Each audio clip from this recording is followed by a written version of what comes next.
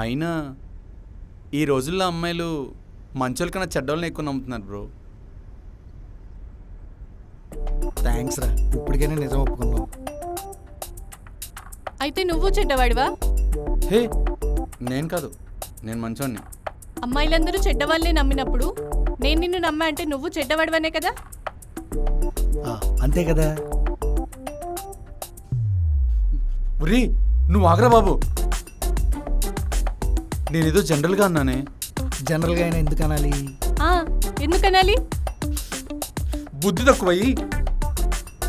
అంటే బుద్ధి తక్కువై నేను లవ్ చేశాను అంటున్నాడు. ఉరి పాపాత్ముడా, నువ్వు ఆగరా బాబు. నేను అలా అనలేదు బుజ్జి, ప్లీజ్.